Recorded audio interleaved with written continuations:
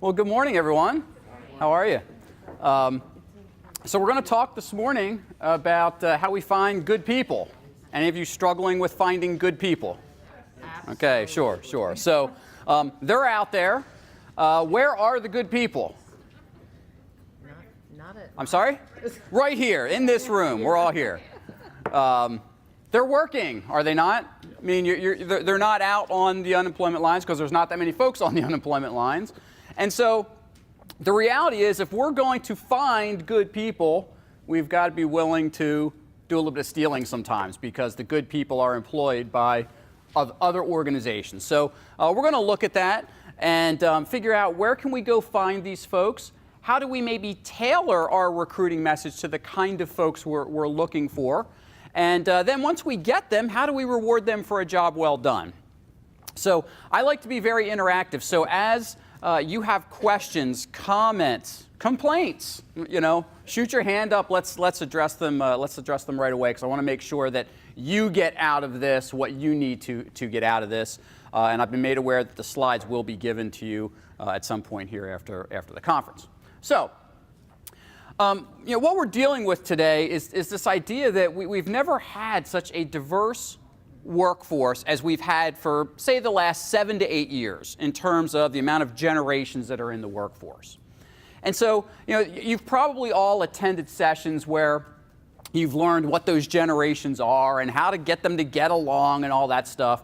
And we're not going to talk about how we get them to get along because that's another topic for another day. But what we want to look at is how do we create an employment message, a recruiting message that's going to appeal to specific generations? And what we'll see is that doesn't mean you have to create 4 or 5 different messages necessarily, but maybe those messages just have to be tweaked a little bit and sent out through different channels. So that's what we're going to take a look at initially. Okay, is if we're going to target a specific generation, what do they need to hear that will pique their interest in our employment opportunities? And so really when we look at our strategy here, I've got four bullet points up there for you. I think that when we think about recruiting, it's a broader picture. What we're really talking about today, I like to think of as talent management. And that starts with a recruiting plan. Now, I don't want to show of hands because I don't want to incriminate the guilty, but think about your current recruiting situation. Is it, we know what openings are coming based on our growth. Maybe folks have told us they're retiring or they're moving on, and so we've got a plan to fill that. Or is it, Sue just gave her 2 weeks' notice, what do we do? If you're in that second bucket, you probably find yourself scrambling on a rather routine basis to fill that seat and to fill it with a good person, because depending on the nature of that role, you're likely getting heat from above, or maybe you're the one giving the heat to the people who are doing the hiring, saying, get someone in that seat. What's the danger of being in that mindset of get someone in that seat? Wrong person, in what way? Well, they might not have the talent for the job. Okay, might not have the talent for the job. What else? They're not going to stay. They may not stay. What else? Could they be the right person who's willing to stay and still not be a good fit? How might that look? It's disruptive to the whole department. Then you have more than one vacancy. Now you're talking possibly 2 or 3 more. Okay. Because you hired somebody that's not a good fit. So Sure. The rest of it, it's disruptive. Sure. So they become that bad apple who starts to poison the well a little bit, and they chase other folks away. And so when I think about recruiting, it really has to be, and we'll look at what having a true HR strategy means as well. It has to be part of that strategy, where we have to have a plan for what we're going to do when and what we're going to do if.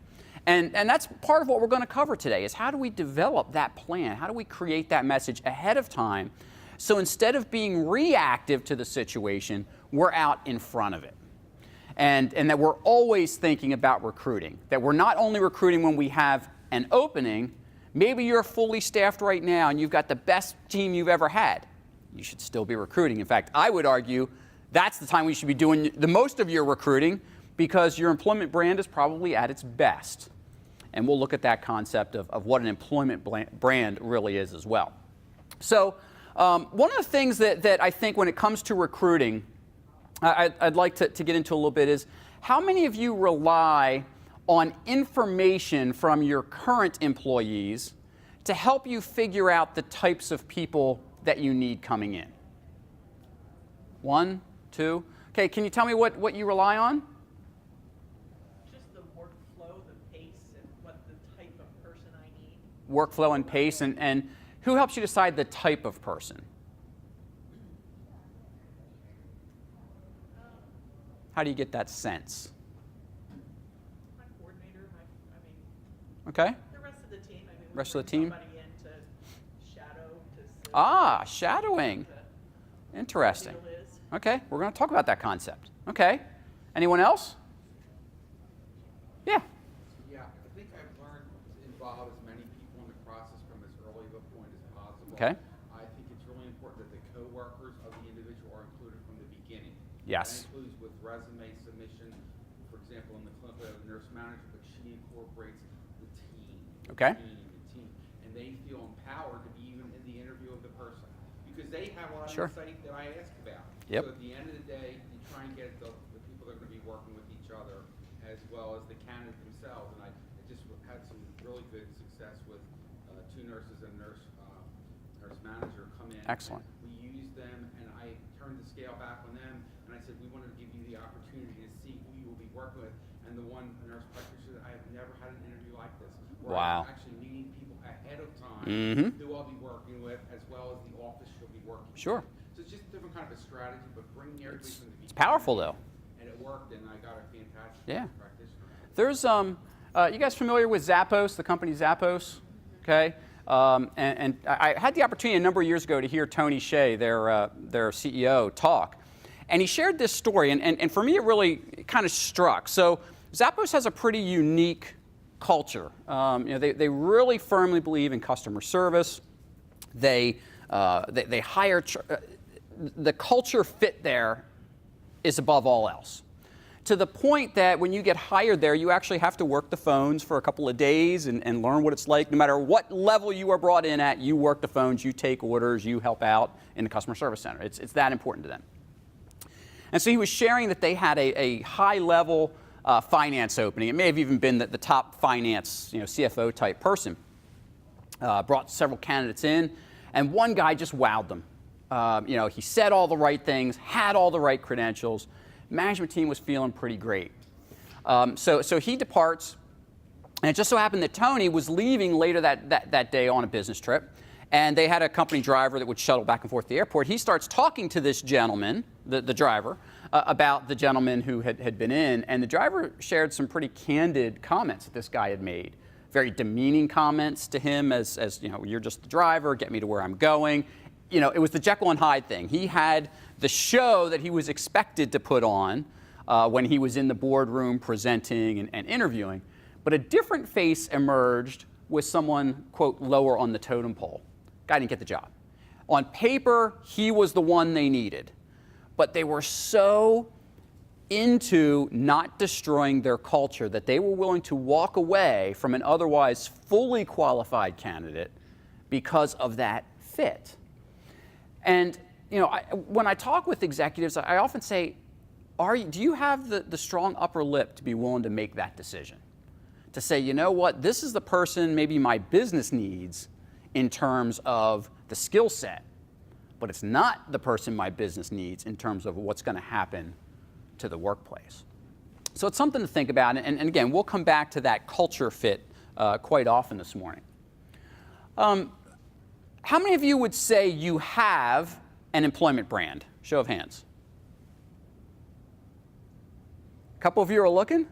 I should see every single hand in here go up. You guys all have an employment brand. Whether you know what it is or not, it's a different story. You have one. If I asked you, does your family have traditions? What would you all say? Sure, we all have traditions. Good ones, bad ones, ones we'd like to get rid of, but we have them, okay? We have an employment brand.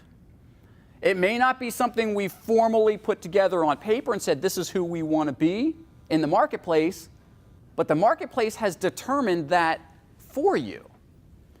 And so we'll talk a little bit about building that employment brand because that's going to be key to the types of folks that are going to be attracted to your practice. So I guess I believe in homework at these things. You know, you come to these conferences, you get a big brain dump, and it's like, gosh, what do I do with all this information when I go back? I think one of the things would be to collect your team and start trying to figure out, what is our employment brand? What do people say about us? Go out and check Glassdoor. Any of you ever checked Glassdoor ratings? Okay, there's that. You guys are all servicing the public. Perhaps there are reviews out there about your practices, even from a consumer standpoint, because that bleeds into your employment brand as well. So I would start there. Figure out what your employment brand is. First off, is it good or not good? Okay, but then figure out if it's in either one of those buckets, why is it there? What's going on? Because that's going to determine how you make your recruiting plans going forward. Certainly, if you have a negative brand in the marketplace, it could be due to a lot of different things. There could be the perception your pay's not that great, your benefits aren't up to par, the working hours are horrible, the other staff, the management team's horrible. I mean, it could be any number of things that get you labeled as having a poor employment brand. On the other hand, simply having high pay and great benefits doesn't necessarily put you in the good bucket either if you've got a bad culture. So I'd make time at your next executive meeting to say, you know, get a sense for what's going on with our employment brand. Maybe talk to some of your most recent hires and find out, why did you come here? Chances are with some of the specialized positions that all of you hire, these folks have other opportunities. It might be nice to find out why they selected your opportunity. That can start to tell you what your brand is like.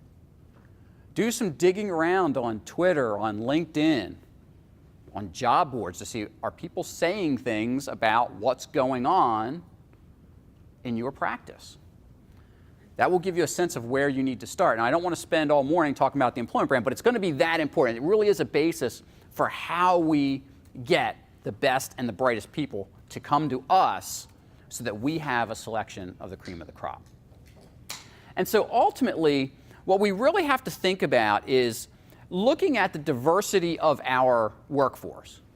And you know, a lot of people, when you use the word diversity, right away they jump to race. But it could be gender, it could be generation, it could be socioeconomic status, it could be religion, it could be all those things and much, much more, obviously. But take a look at your workforce and say, what makes my workforce unique? What's the unique blend that I have right now that's making us work so well? Or what's going on with the blend that's causing us some problems right now? And how does the blend need to be different? Because you're in a public-facing industry, does your employee base look like your client base in terms of maybe race, gender, generation, whatever? Okay? Those are things we think about. Okay? And those are things that can certainly bleed into other parts of our business model. I know you're going to have some business development talks later on today. That's certainly something. People, you know, and to a certain extent, like to deal with people that kind of look and think like them. So do you reflect the kinds of folks who are coming into your place of employment to do business with you? Something to think about. All right, so let's take a look at what I consider to be an effective recruitment strategy, and it kind of comprises these four things. So the first step, I think, is the obvious one, and that's how do we get candidates from a diverse set of sources. So what sources are you guys using right now to attract talent? Indeed, okay? Common one. What else? ZipRecruiter, another good one, okay? LinkedIn, excellent. Facebook, okay? Others? Current employees, okay? We did a job fair. Job fairs? Anyone doing good old-fashioned newspaper ads? Every now and then, okay? Depends on what the position is. Sure. And also patients. They are a wealth of sources. Ah. Community of insight on hiring. Excellent. They always So give their opinion anyway, so yeah, I use it. your customer base. Why not? Why not? Okay? So when I think about pulling that talent in from a diverse group of sources, the things that I'm hearing, that's the start of that. Okay? If you put all your eggs in the Indeed basket, you might get decent results and not great results. You only use ZipRecruiter, again, you might get good results. So you have to have a blend. You have to figure out what's working for you and what's not. If you haven't tried one of those, why not? What's holding you back? And I think a lot of it has to do with, again, the type of position you're looking for, and we're going to explore that here in a little bit. Based on what level the position is, what skill set it is, what maybe generation we're trying to go after and appeal to. Are we going to the right source to find the right kinds of people? Are there industry databases you guys rely on? No? No? I was just speaking with an organization, it's actually an airport, and we're doing some succession planning with them. And so part of succession planning is if we don't have an internal person, where do we go? And there's a pretty strong Airport Executives Association that has a very strong job board. And so for them, that's a key place when they have an opening, especially from, we'll call it mid-management up. That's where the bulk of their candidates come from. So if there are niche job boards like that for specific skill sets in your industry, you want to explore those as well. So really, your recruiting strategy has to incorporate a bunch of different things, and we'll look at all of those here this morning. Second space here is, what are the critical skills that we have to have? Have you identified the critical skills that you need in each position that will help you go to market to draw in that talent? Sometimes the critical skills that are most valuable to you are the intangibles that may not be on the job description. Have you identified those things? Maybe you can't necessarily advertise for those things, and maybe you can depending on what you identify, but what can you do with those items to help you in your recruiting?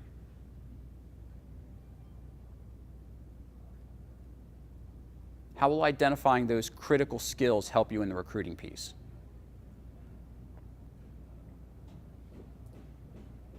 Interviewing. So often, we interview off the job description, right? Hopefully, you interview off your job description. You're looking for what's on the job description. But there are some of your best employees, they're probably your best employees not because they simply do what's on the job description, they bring that it factor. That piece that we can't quite put our finger on necessarily, but that makes them special. That it factor, we've got to try and capture that. Whatever it is, in your terms, you've got to capture that. What makes that person so good? And don't say they have a great attitude. I can't measure that, okay? Sue has a great attitude. When people come to me and say, Ed, you got to help me with Joe, he's got a bad attitude. I don't know what that means. Help me understand why you believe he's got a bad attitude. What observable behaviors indicate he has a bad attitude? And I challenge people the same way when they say, well, you know, Sue's a great worker. She has such a great attitude. Okay, but what is that? If we can capture that concept of great attitude in observable behaviors, now I can start to take those observable behaviors and say, those are critical skills. Those are things I want to capture in my next employee. But they have to be observable. Attitude isn't observable, but the behaviors that result from the attitude are. And so when you think about putting these critical skills together, that would be my challenge for you. Try and capture that it factor. If you follow sports, they'll say, oh, so-and-so, he's got that intangible it factor. It's like we know what it is when we see it, but we have a hard time defining it. I will challenge you to define that in the observable behaviors. Is it something about the way they interact with their teammates or your patients? Is it something about how they're maybe an informal leader in the workplace? People look to them for guidance because they have that sense of self-assurance. Are they calm under pressure? Key in your organizations. Do they have a pleasant demeanor? Do they not get flustered under stress. If you can start to define out those things, now you can say these are key pieces for me that I can recruit against, I can interview against to ensure that I'm getting the same types of candidates into my open roles. The other thing that identifying skill shortages, perhaps in your industry or in your organization, will do for you is it's going to help you with your strategic objectives. Maybe you're looking to grow your practice, build new facilities, buy new equipment, add new physicians, new services, whatever it might be. So when you start to have those plans, what are the skill shortages that you've got that will keep you from successfully hitting those goals? Can anyone share maybe a situation they've been in where you've not been able to hit a goal, an organizational goal, because you lacked the skills to get there? Anyone have a situation like that? Or you're all hitting your goals? What's a goal you're not hitting?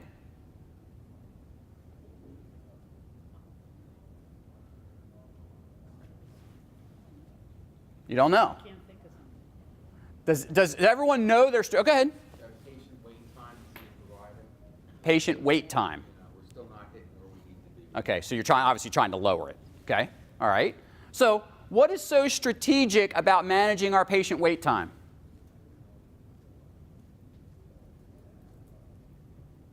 Well, it's referrals to other people. Okay. They say, I had to wait X amount of time to see X amount of person. Okay. I'll go somewhere else. Mhm. That's a strategic negative. Sure, absolutely. So that becomes part of your brand, not your employment brand, but It's not measurable either. It makes you even more scary because you don't know Sure. what the measurement of negative word is. right, You know? right. So maybe 30-minute wait is too long for me, but it's an hour for somebody else, and somebody else is 10 minutes. Okay, so yeah, that's certainly a key challenge. Did I hear one up here? What other key initiatives do you have? If you don't know your key initiatives, folks, there is no way you can hire the right people. So if you're quiet just because you're quiet, that's cool. If you're quiet because you don't know your key business initiatives, strategic objectives, you've got to know them. Whether they're written down or not, they're there somewhere. Someone has said, this is what we want to do. We want to grow by X amount of patients. We want to grow by X amount of revenues. We want to have X amount of physicians. Does any of that ring true for any of you? Okay, thank you. Thank you. What of those rung true? What was untrue? What of those statements rung true for you? Just talking about meeting your strategic priorities. And, Okay. While you're talking, obviously we have financial obligations. Sure. Want to meet budget.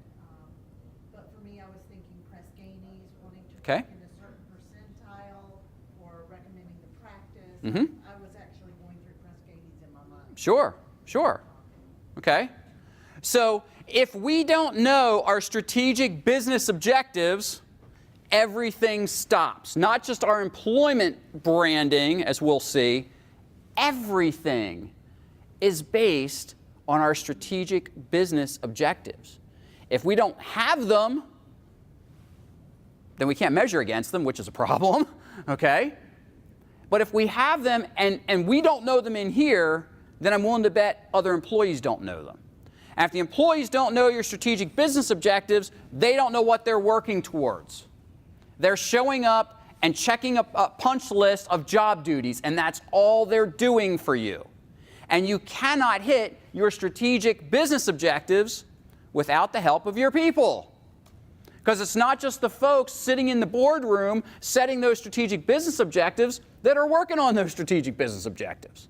It's every single employee from the CEO, head physician in your practice, down to the triage nurse, to the receptionist, to the custodian, and everybody in between. They all contribute to your strategic business objectives.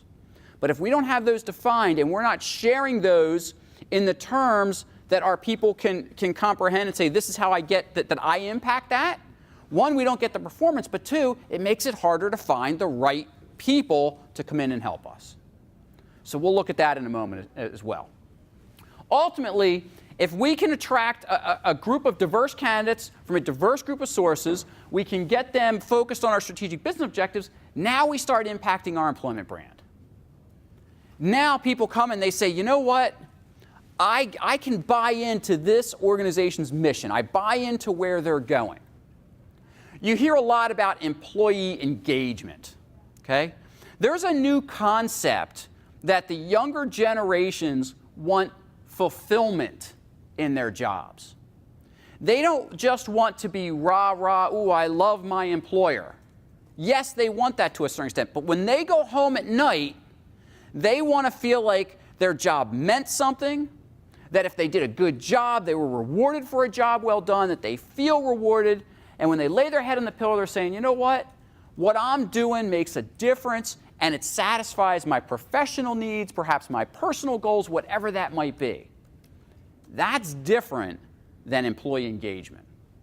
The paradigm is shifting with the millennials and Gen Z in what they're looking for, okay?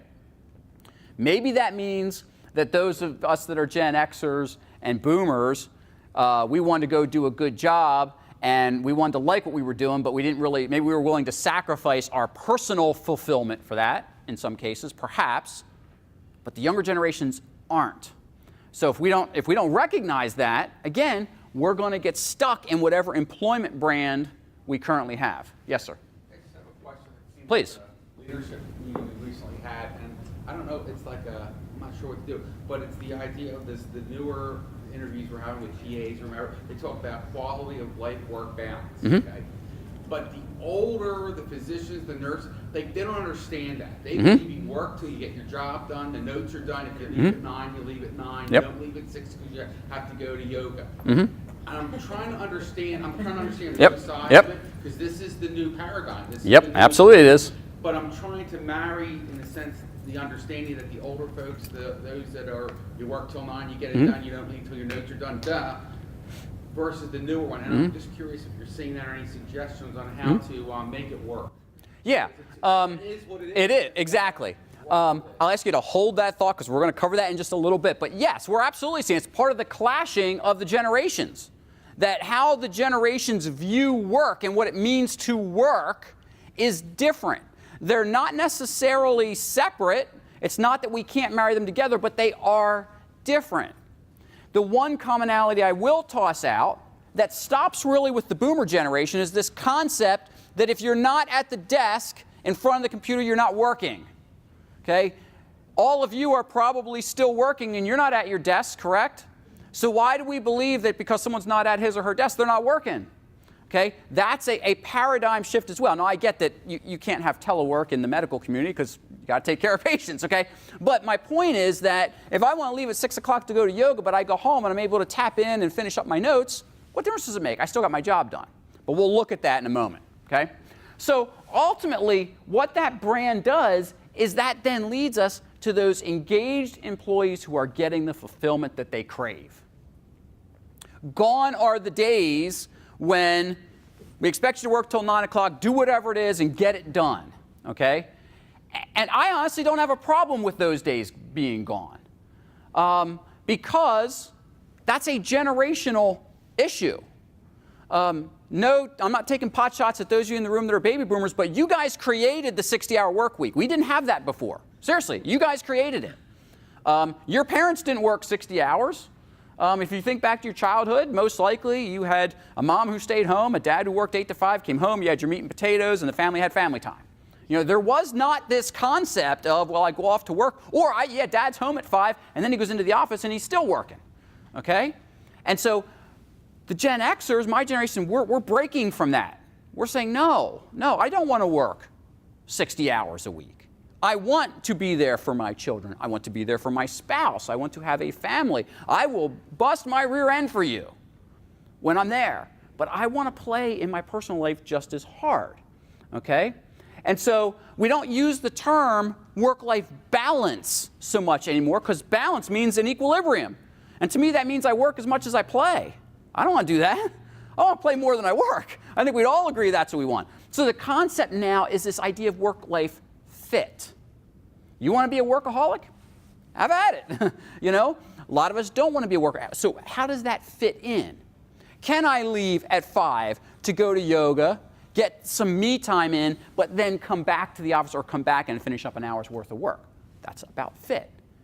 Can I take off in the afternoon to volunteer on my child's field trip and then put some more hours in the evening? Okay, again, in some positions you can do that, some you can't, I understand. But those are the things we need to be thinking about from a recruitment strategy.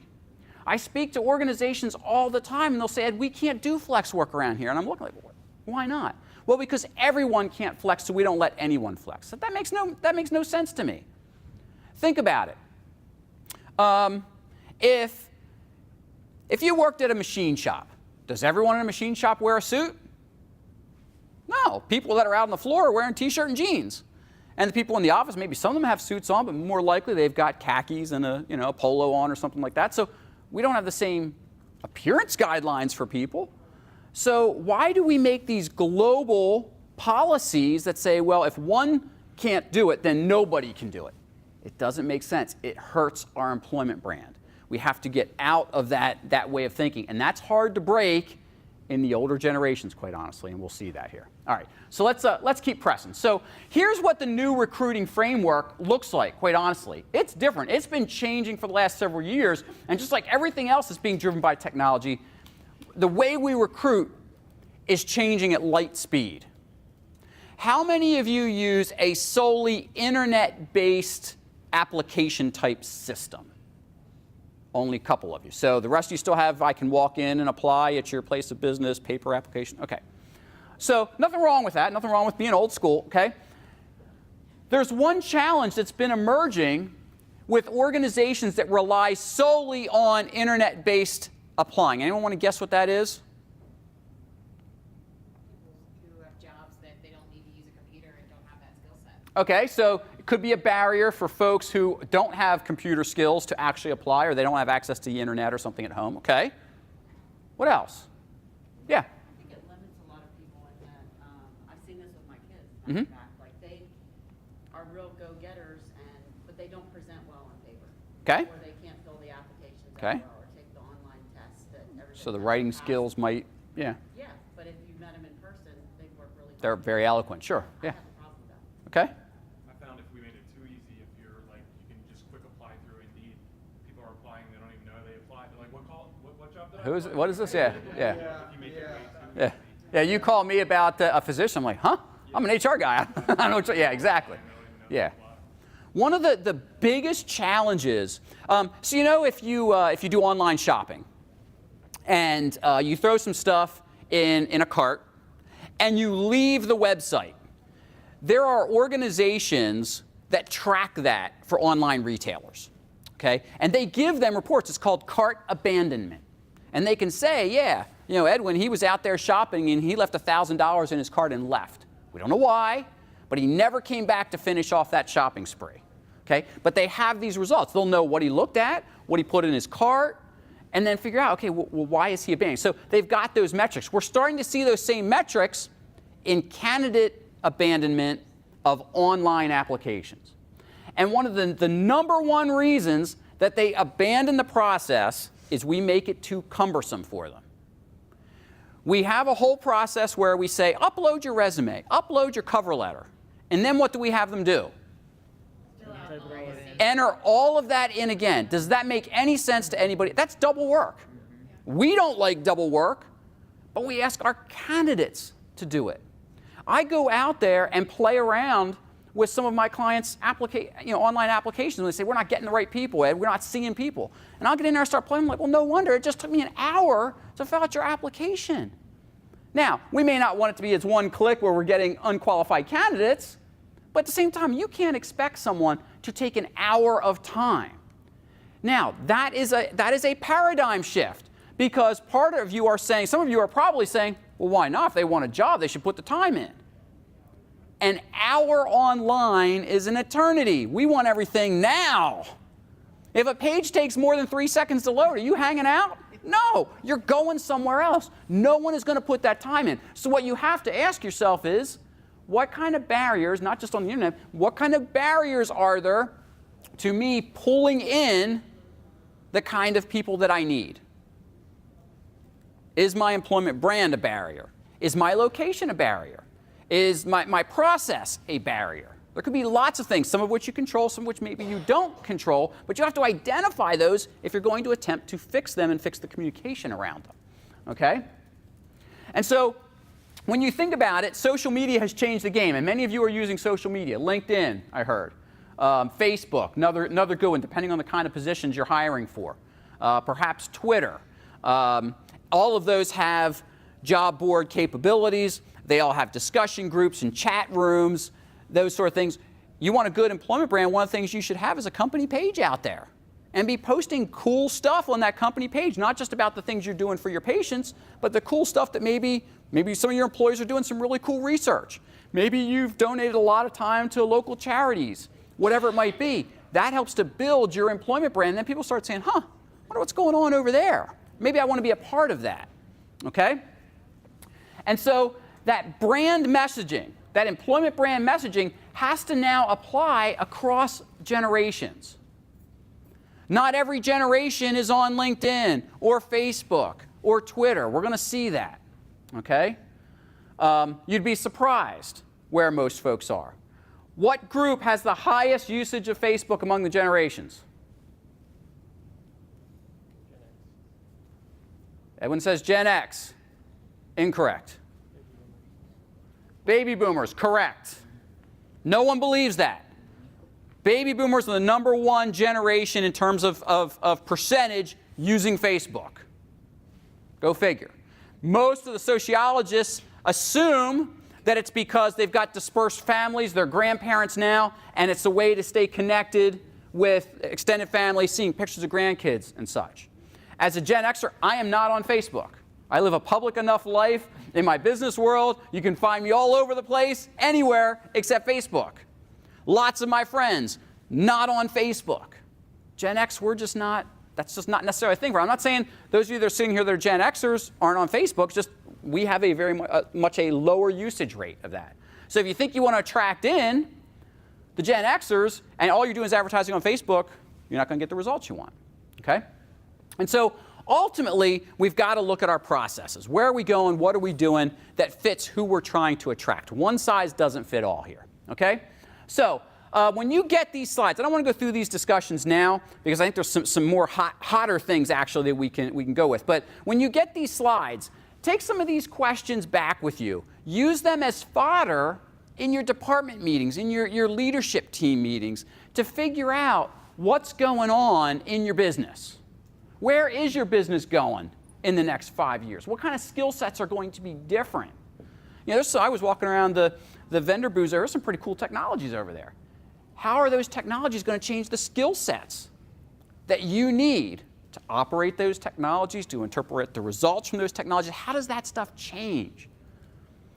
We know that anyone who's in a technology-related field is outdated within about a year or two because technology is changing that fast. So those of us that use it are also impacted by the advancements of technology, okay? So again, I got 2 slides worth of questions that you can use to get the discussion going back home around some of the things that we've talked about and that we're going to talk about now. So let's talk about these different generations and where we're going to find them, okay? You guys mentioned you've heard all the generation talks, so we're not going down the path of who's what. We're going to talk about where we're going to find them. Okay, so that silent generation, sometimes they're called the veterans, sometimes they're called the traditionalists. They go by a bunch of different names. But essentially, 1929 to 1945. Do you still have some folks in your workforce that were born in that year frame? Probably a handful, okay? So maybe you're not necessarily recruiting for these folks. Perhaps not, okay? But if you are, yeah, they're out there on some job boards. You might find them on Indeed or something like that. But you're going to have more success going on some professional networking and referrals. Again, not because these folks aren't tech savvy. They're just in a different sort of mode in terms of how they look for work. Remember, throughout their careers, the way you look for work was you open up the classifieds. And so, you know, while they realize that those days are gone, it's the networking and referrals that's really the strong piece in finding folks here. And your message to that group, if you value some experience coming in from that generation, they want to hear about the stability of your organization, and they want to hear about your benefits. That's what's going to pull them in, okay? At this stage of their careers, it's probably not about salary anymore. If they're working at the age these folks would be, they're working because they really want to, they still want to give back. They probably don't want to work full-time in many cases, maybe some do, okay? But they're there for the benefits, okay? And to say, yeah, I've got a place that I can go and I can still contribute and I can make a difference. That's a different message than what you're going to send to the younger generations, as we'll see in a moment, okay? So, boomers, okay? Again, boomers hardworking, they work to live. And so where are we going to find them? Niche job boards, specific to your industry, specific to the types of job, okay? So again, boomers are very social media savvy. And so maybe Facebook is a way. Maybe there are Facebook groups out there specific to your industry that you could post on, okay? Maybe you can use a media campaign on Facebook to draw people to following your company page on Facebook, okay? So these folks, and again, professional networking, another way to pull in the boomers. They want to hear something a little bit different. They want the stability, they want the benefits, but there's salary. Why did the boomers care about salary when their predecessors didn't? What's the divider there? People older have already hopefully saved for retirement. Okay. I'm still trying to. Okay. So. You probably got hit by the recession. Yeah. Okay. I'm So, the tail end of the baby boom. sure. So there was supposed to be this giant sucking sound about 10 years ago of all the boomers exiting the workforce. And there were blog posts and books and seminars on the great void of labor.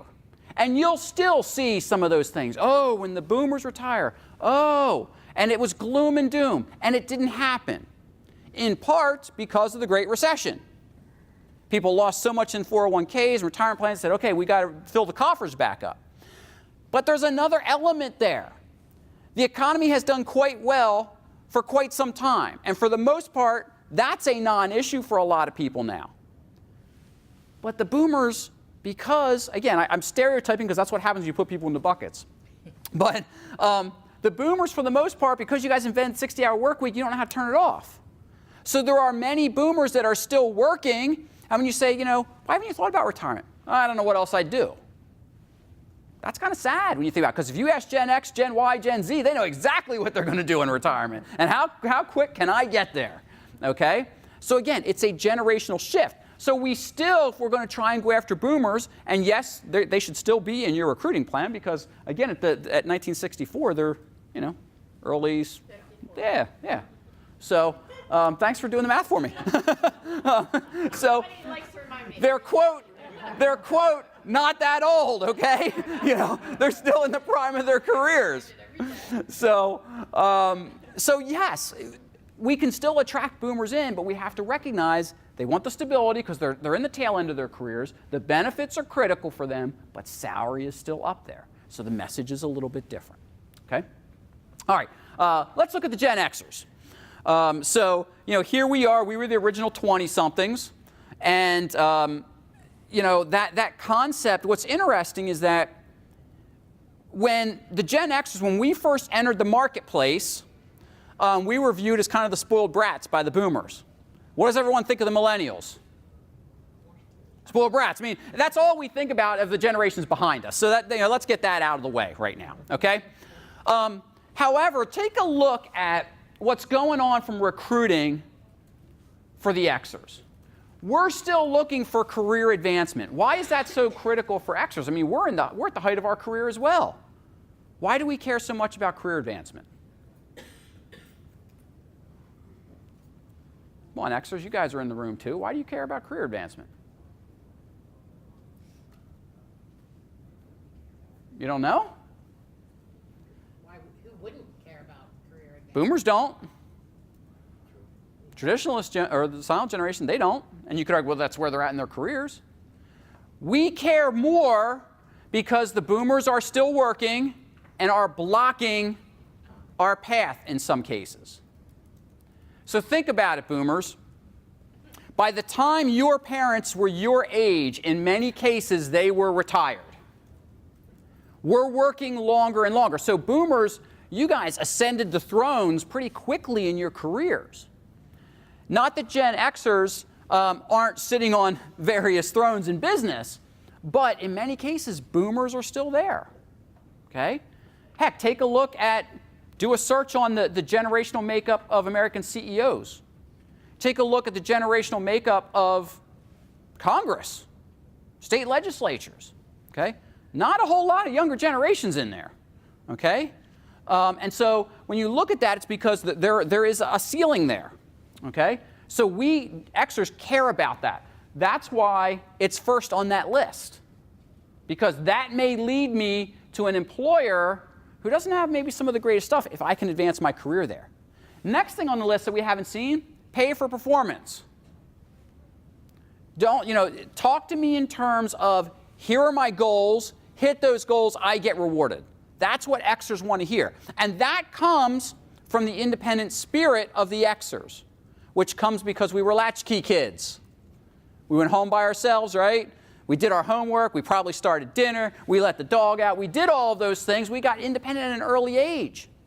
We are used to hitting goals on our own. That has translated into the workplace. And so that's one of the messages you have to send. Hey, you'll be rewarded for your performance around here. The average Xer does not want to be in a place that says, oh yeah, we give cost of living every year. Well then why should I, if all you're going to give me is 1.5%, why should I give you any extra effort? There's nothing extra in it for me. And again, that sounds very selfish, but that is a trait of the Xer generation. That in some ways it's what about me kind of thing. Okay? But that's what we're looking for. And then the other thing up there, here we start to see the work-life fit come in. We care about that because we still have kids at home. We want to be involved with those kids. We want to be their coaches, their teachers, their mentors. We want to help them with their homework.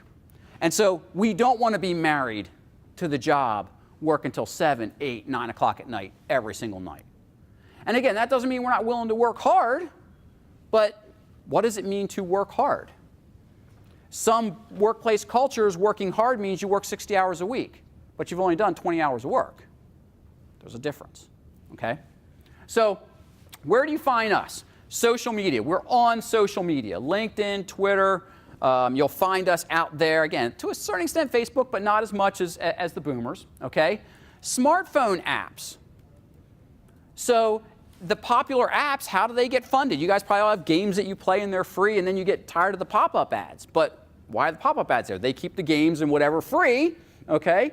But you can find Xers through those platforms. So are there perhaps apps that are unique to your industry that you could advertise on, that you can annoy someone with your pop-up employment ads, okay? But if that's where the people are, that's where you want to go advertise, okay? Again, professional networking and gaming technology. There is, again, Xers were the first ones to have video games in the house, the Atari 2600 and everything. And so we grew up playing these electronic type games.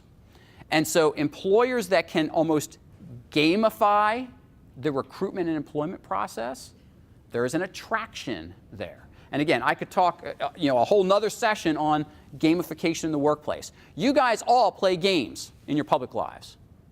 How many of you have frequent shopper cards at the grocery store? It's a game. You guys realize that, right? Some people say, oh, no, I use that because I save money. Okay. Why is the store giving you all this free money? So they can target you. You get your little mailer at home, and you're like, oh, here's coupons. And this whole thing is full of stuff I use. How did they know? Because you swipe your frequent shopper card every time. It's a game. And so they've been able to target your buying habits and market to you. That's what we're talking about. What are the employment habits of Gen X, and how can you market to those employment habits? Through these sort of gaming structures. Okay. Let's look at the Ys, okay, otherwise known as the millennials. Okay. I have a problem with people's perception of the Ys. So Ys, there are a few of you in here. And I feel for you because you get a bad reputation. You are welcome, all right? They're still, look at the age frame of the Ys. If a Y was born in 1981, how old are they? Where's my math person? 37. Are they kids? No. Do they, in many cases, own homes? They got mortgage payments. They got a dog. They got the white picket fence. They got a significant other. They got 2.5 kids. Whatever it is. They're big people now. Treat them like big people. Even the youngest of them in 1992 is 26. Now, okay, they're still getting their feet wet in life and everything, but they're not, quote, kids anymore. I guarantee you when you were 26, you didn't think of yourself as a kid. Now, maybe the older generations thought of us as kids. Okay, I get that. My point is that the millennials are not the new kids on the block anymore. I get so frustrated when I speak at a lot of conferences, and almost always in a multiple-day conference, there's some topic on how to engage the millennials, how to recruit millennials, how to do this with the millennials. I'm like, you know what? If you haven't done those things, that boat has sailed. You should be focusing on Gen Z. They're the ones coming out of college now, okay? If you haven't figured out how to engage a 36-year-old who's been employed with you for the last 15 years, ain't going to happen, okay? So again, nothing against the millennials that are in here, okay, that I know it's been all about you guys, but I get frustrated with that. So when you're looking at your recruiting message to the millennials, look at the things you've got to talk about. It's not just benefits anymore. It's unique benefits. Things like pet insurance, maybe. That's a unique benefit. Tuition reimbursement. Not for classes that you have paid for, but helping them pay back their student loans. Huge attraction to millennials. And people say, oh gosh, how can you afford to do that? We'll pay it off and they'll leave. You can put handcuffs on it if you really want to. There are ways to do that, okay? You have to find out what your millennial employees want in terms of the unique stuff. To just say, we've got the best medical plan, and we've got this and we've got that, okay, it's important. But what else is there? They're looking for something bigger in their employment experience, okay? They want the team collaboration, that community involvement. Remember, we forced them into play dates. We forced them into supervised team activities where everyone got a trophy. I hear people complain all the time, oh, these millennials, they're spoiled, they always got trophies. You know what I say? Who gave them the trophies?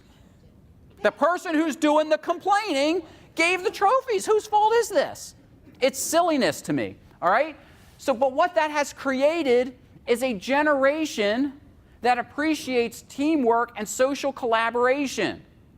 Their video games jumped out of the 1 or 2 player with a joystick sitting in front of the TV to, I can log into my computer and I can play with a friend across town, across the world.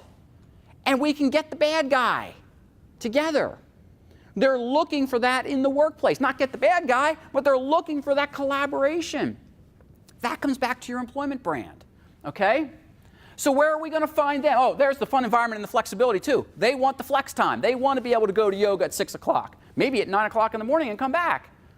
And honestly, I get that we are restricted depending on the kinds of jobs that we have and being customer facing and everything, but my view on work is I'm paying you for results, which is a different mindset than I'm paying you to do a job. Very different mindset, okay?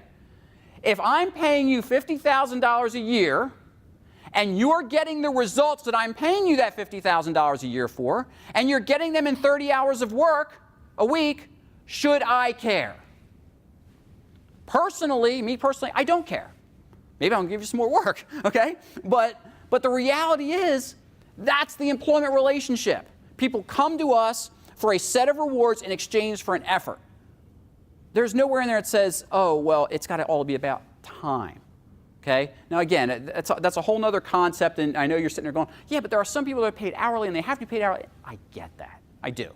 I get that. I'm just trying to challenge you to think about what the younger generations, how they're viewing what it means to work and what they want out of that. So take a look at where we're going to find these folks. Again, social media campaigns. Wise do have a pretty good Facebook presence, okay, so you can find them out there. But again, the smartphone apps, the gaming technology, but college campuses. Even though they're graduated, these folks are still pretty well connected. They're probably, even the younger ones are maybe one job removed from college. So there probably is still an affinity for working with their college career development office and those kind of things. So don't rule that out when you're looking for millennials, okay?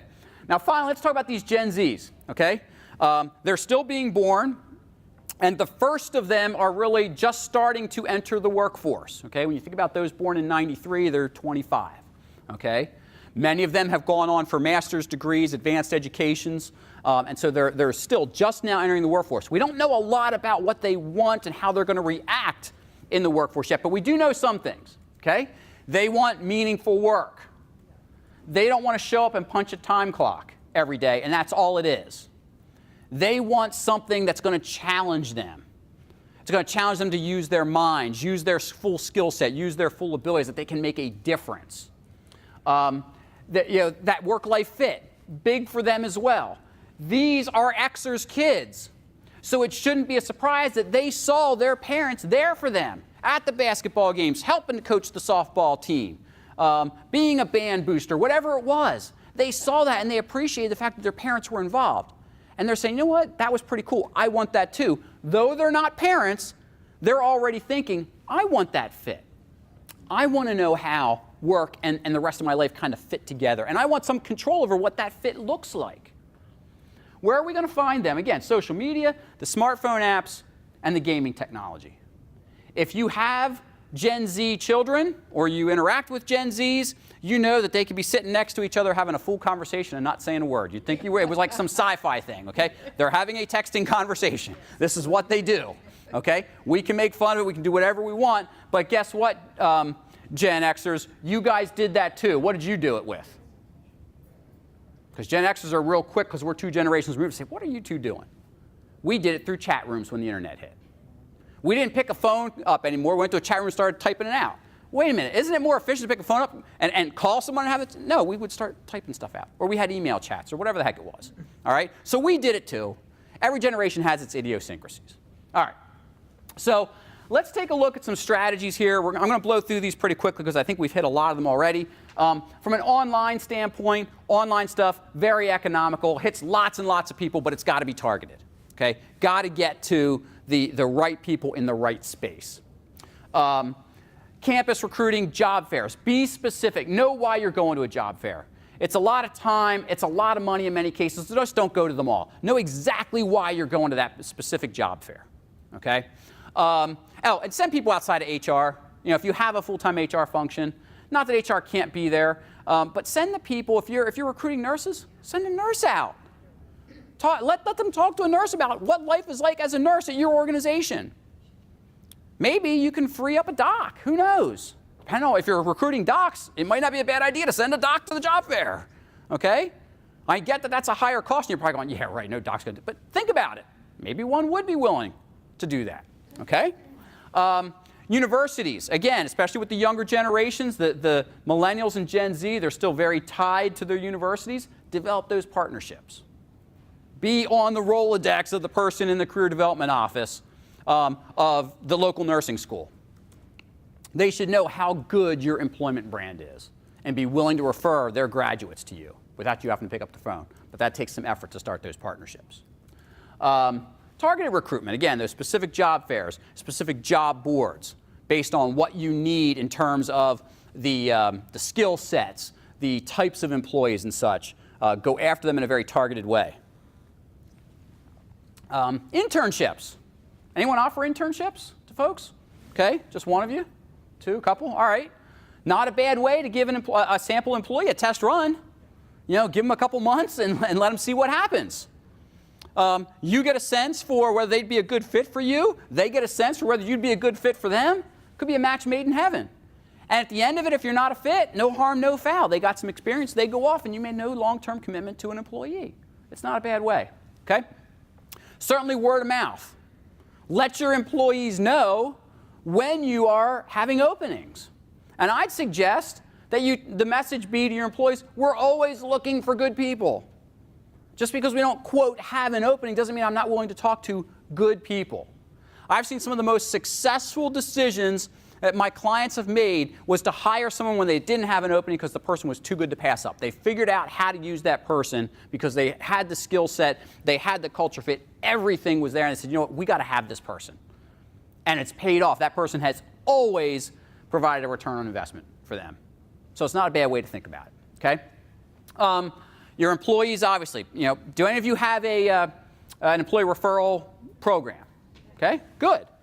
The only challenge to that is you could get into a little bit too much of nepotism. You know, if you're trying to diversify your workforce in any way that diversity means something to you, whatever your workforce looks like is likely who they're going to refer to you. Okay, so just something you want to think about there. All right, that's the only downside to it. One of the best ways you can help your recruiting picture is to retain your current people. And oftentimes, you know, I've been to talks on recruiting and they never talk about retention. Well, if we can retain our good people, they can, one, be our best recruiters, but I don't have as many openings then. And that comes back to our employment brand. Okay? When people stay, our good people stay, our most impactful people stay, that contributes to our employment brand. Retention is a recruiting strategy. So as you're looking at your recruiting strategy, look at what am I doing to keep my people? Have I identified my high performers, my high potentials, the people that have the unique skill sets that I can't afford to lose? What am I doing to keep them? Am I giving them the recognition they need? Are they being paid at market rates or better? Is the culture here what they want? Because those are the people that are making or breaking your organization, so it's okay to cater to them. Cater to your high performers and your high potentials. It'll pay dividends tremendously, okay? Always maintain your applicant pool. I get so frustrated when companies say, oh, we're not accepting applications right now. Now, I get that accepting applications is a paperwork process, and therefore it's just one more thing. And so why should we do that if we don't have any openings? Because you never know who's going to walk through your door, who's got that exact skill set that you're looking for. Oh, we're not taking applications. They walk out, and you may never see them again because they're going down the street to your competitor, who's going to see them and hire them. So always be willing to talk to people with unique skill sets. Okay? Job previews. Someone mentioned you do some shadowing. I am a huge proponent of before a hire is made, let them come in for an hour or so and shadow people. And make it during the ugliest, worst time possible. Thank you. I got a lot of you going, yes, yes, yes. You've got to do this. People used to think I'm nuts. I cut my HR teeth at UPS. And if I was going to hire you to work the early morning hours of 3 a.m. to 8 a.m., when did I interview you? 3 a.m. Around 4, usually, okay? Because if you can show up on time for that interview and be coherent, then I'm think, okay, maybe they can be coherent at 3 o'clock in the morning. And we went out on the floor, and they saw the mayhem going on at 4:30 in the morning. They knew. So it was about an hour and a half to 2 hour process between the interview and the tour and meeting the management operations team. And so we got a sense for, could this person do this? If you were, if I was hiring you to work 7 p.m. to midnight, you got interviewed around 9:30, 10 o'clock at night, and you saw what that shift was all about. You've got to get your people doing that, especially if you've got high turnover positions. Okay? Get those people in. Save yourself the money of the churn. And it costs you a lot of money to churn employees. So if you put some more time and money and effort in up front, again, that pays dividends. The job shadowing, even if it's just a tour of the facility during the ugly times, the best thing you can do to weed out people that aren't going to make it. Okay? Keep your hiring flexible. We talked about that with, have multiple ways that people can come in through your gates. Don't make it just paper resumes. Don't make it just internet applications. Don't make it only between 8 and 5 when HR is there, or whatever. Try to be flexible with folks. Now, I get that you can't always be interviewing just when someone comes in, but try and make that inflow as fluid as possible so that you're seeing folks, at least their resumes and their qualifications, as quickly as possible. And please, please, please communicate with them. People today are not going to wait to hear from you for 3 weeks. They're not going to be sitting around waiting by the phone because you've got 100 other applications to review. If you have a good person, make the offer. Oh, but I've only talked to 3 people, Ed. Is that person, without a doubt, your go-to? Yeah, but I got it. No, you don't. Okay? No, you don't. You know when you have a good fit. Make the hire. They're going to go somewhere else. All right? So it's all about marketing. You're going to hear business development later. This is all about marketing. If we are not a good marketing function of our employment brand, we are not going to get good employees. Just like if we don't market well for our business brand, we don't get new customers. We've got to market ourselves as a quality place to work, as a, quote, employer of choice, as a best places to work, even without going and getting all those official titles and going through all those things. Not that there's anything wrong with those, but what I'm saying is build your brand up to attract people to you. And so what ends up happening then is we get a nice little circle going here. The more we work on our brand, the better the employees are that we get. The better the employees are that we get, the better our brand builds. And then that's when the momentum gets going. And the snowball starts rolling downhill and it gets bigger and bigger and becomes unstoppable.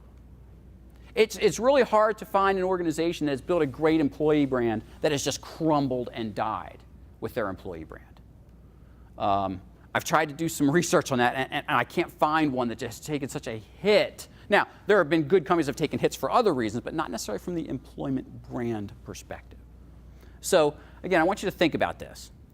So, we're going to, the last couple minutes here, we're going to shift gears to, you get them in, what do you got to do now? Okay? We'd love to say this to people. If you don't show up and work, we're just going to fire you, but the reality is, we don't want to do that. We've got to reward our people once they're in. And so, when you look at a pay structure, if you think about everything we just talked about, what it all comes down to is almost that first bullet point. What is the alignment that you've made between the work your people are doing and the rewards you're providing them? Where is that connection? Do they see that connection? Do they live that connection for you? Because that's what's going to get your organizational objectives met. We talked about that earlier. When people see that connection, they know what ties in. That's what hits your employment or your business objectives. And then ultimately, you've got to look at, does our pay reflect where the market is right now? When's the last time we looked at what the market is doing? I had an organization come to me because they were losing bids for work, and they couldn't figure out what was going on. And we started looking at things. And I said, when's the last time you looked at your pay rates? They said, oh, Ed, 20 years. I said, okay. Well, what have you been doing in terms of pay raises? Oh, well, people get like 3% a year, whatever we can budget. I said, okay, I already know what the problem is, but I got to prove it to them. I went out and did a market study. They were across the board almost 20% above the market. Now that sounds, woohoo, great, cool. No, it's not cool. Their labor costs were so high, they were pricing themselves out of the market. They were losing opportunities because their labor cost was too high. Now, maybe you want to be the highest paid in the market. There are some companies that want that. Great, go for it. All I'm saying is you've got to know where you're at in the market. Because if you're below market, you better know why you're below market. It might be okay if you've got a lot of other really cool things going on. But if you don't have a lot of other cool things going on and you're below market, you're probably not getting the candidates you want to be successful. In fact, I would guarantee you're not getting them. Okay, so there are a lot of different things that you need to think about when you're designing a pay structure. I'm not going to hit these all. Again, we could be here for a half-day seminar if we wanted to talk about them in depth. But you have to look, again, at your business plan and your management style. Anyone in here have any union people working for them? I wouldn't think so, but it is a consideration if we've got union employees or whatever. What you've done in the past, how the economy's doing, I mean, all these are things that impact our decision making. And we have to be aware of that when it comes to how we're retaining and paying our people, because our people are aware of what's going on. I'm willing to bet you've had people in your office say, hey, I want a raise because I've done the research and I'm worth 10 more grand out in the marketplace. And if they've gone to someplace other than salary.com, maybe they've got really good data. But if you don't know what their job is worth, not only to you but to the marketplace, it's kind of hard to decide whether you're going to counteroffer or not. Personally, I'm not a big fan of counteroffering because 9 times out of 10 the employee ends up leaving anyway. But another story for another day. All right. Take a look at this model. I mentioned earlier that everything related to your people starts with your business strategy. And here's why. All the way over here, far left, is your business strategy. It leads this entire employment model. It's what determines your organizational culture. It's what determines your HR strategy. And those things wrap around everything you're doing with regard to total rewards. If you look at that ball in the middle there, those, half a dozen items, that makes up your employment brand. What are you doing in those areas to reward your people? Are you a best in class in all of those organizations? Because that's what leads to your traction and retention. It's what leads to your engagement, which leads to your business performance and results. It all starts there. That's why we spent time at the beginning of the session on what is your business strategy? What are your business objectives? You've got to know it, and you've got to be able to tell your people what they are in the terms that it means something to them based on their job. Okay? I want you to take a minute. Look at this list. Pick the top 3 things that you think people come to your place of business for. I'll give you a minute. Top 3. They don't have to be in any order, just the top 3 on that list. You got them?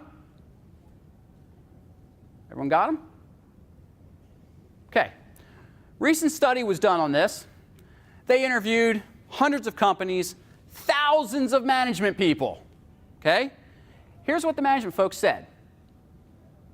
That this is why their people either come to work or hang out at work. Now, how many of you had at least one of those top 3 in your mind? Keep your hands up. Okay? How many of you had 2 of them? Oh, one person had 2. Did you have 3? Okay. Doesn't matter, quite honestly. It's not a test. Because here's what the employees of the exact same company said. Now, I've used this study before because I think it's powerful. And at this point in one time, I had a lady in the front row start yelling at me. Where did you get this data? We know our people. They come to us because of the management team, and they quit because of the management team, and it's not because of benefits and comp. And she went on. She had valid points. There are studies that would support that. My point to you is, what is the problem here? There's no alignment. There's not even a common top 3. Okay? Now, how do you resolve this? Whether you buy into this particular study or not doesn't matter. How do you resolve this situation?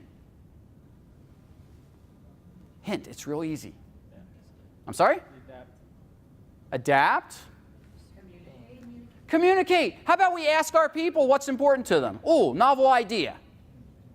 Maybe you keep raising pay, and every year I got to pay more into my benefit package. Okay, so what's my pay raise really mean?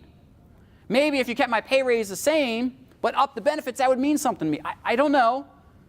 But if you don't ask your people, you won't know either.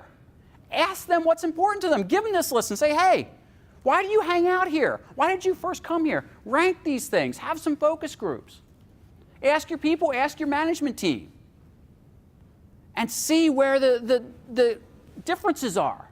And then, yes, adapt. Figure out, how do we mirror what our people want? Okay? This is even scarier. There was a mashup of a number of studies done on what size pay raise it takes to make a person change their behavior based on the pay raise. That number is 7%. When's the last time you gave a 7% raise to somebody? Okay? Yeah, like never, right? Unless it was maybe a promotion. Like, shit, I'd like to get 7%. So we wonder why we give someone 2% pay raises and they don't work harder for us. I'm a simple guy. If you're paying someone $50,000 a year and you give them a 2% raise, how much money is that? Quick. $1,000, okay? Do they get the $1,000 all at once? No, it's broke up probably over 26 weeks. Now, I'm not doing that math. All I know is it's about pepperoni on your pizza. And so we wonder, hey, Sue, guess what? You can get pepperoni on your pizza every other week for the next year because of your hard work. Thank you. And we expect them to work harder for us for that. It doesn't make much sense. All right? Now, I'm not sitting here telling you, well, you better start giving 7%. What I'm saying is, maybe you got to rethink how you reward your people. Maybe bonuses are more important. Maybe giving them the $1,000 as a bam, here you go, Matt. Here's the $1,000. Now, he's not getting the full 1,000. Uncle Sam's taking his share, okay? But maybe he's ended up with what, $700? Okay? Now, he's going to do more than get pepperoni on his pizza. It's football season. Maybe he's going out and getting a nice big flat screen for that money. I don't know. And then every time he clicks on the game, he's like, yeah, that's my bonus right there. There are some studies that would seem to indicate that that has much more power. It's the same amount of money, but because it's in his hand, bam, there it is. It has a different impact. And after all, we are paying our people for impact. We're not paying them to show up and punch a clock. We're paying them for results. So let's think about, do the rewards that we're giving them make sense for the results we're trying to get? Okay? So there's a lot of reasons why plans fail, why our reward systems fail.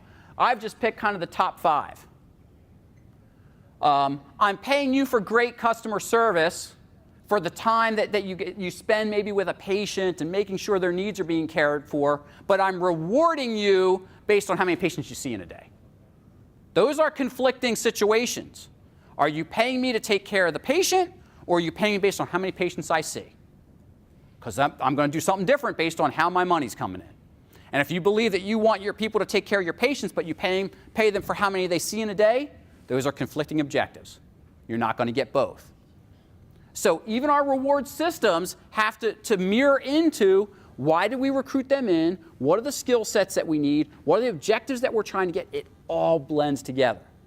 The other big one I want to point out here is employee communication. They've got to buy into your reward plan. They've got to know, well, gee, how did you determine my pay raise? How did you determine my pay rate? How were bonuses meted out? Why are bonuses less this year than last year? Why are we afraid to talk to our employees about this stuff? If we're afraid to talk to them, that's when they start to mistrust and they leave. They think we're hiding something. Now I get, maybe some of you are in private practice and the owners don't want financials shared. Okay, but we can still talk to them in general terms. We can at least communicate. But these 5 things, the top 5 that I've seen that cause problems with rewarding our people effectively for their results. So again, some questions to ask when you get back. So I gave you some homework on the recruitment side. Here's some on the employee reward side. Ask these questions of your team. Does our current system meet our goals? Are we getting what we need out of our people? And if we're not, is it because our reward system is not congruent with the work we're asking them to do? Think about it. When someone comes and you shake hands with them, and you say, I'm offering you this job, and they say, I accept. Essentially what has happened is you've said, here's a bucket of stuff I'm going to give you. And they said, I will accept your bucket of stuff, and here's the effort and results I'm going to get for you. And we're all happy. And then a year later, things start to get out of whack, because invariably we start expecting more and more and more out of our people, but this bucket doesn't fill up more and more and more. When that employment relationship gets out of whack, that's when people leave, and that's when performance goes down. So we hit a lot of stuff. Any one of these topics we could have spent a day and a half on. Okay, you're going to get the slides. There's homework on there. I'm a big believer that you come back from conferences and have homework. So please, when you get those slides, if you really want to make a difference, if something I've said struck you, start using those questions in your management meetings. Start having some focus groups with your people. Find out what they want and how you can make an impact. Thank you so much for being willing to ask questions and for interacting. I hope you enjoy the rest of the conference.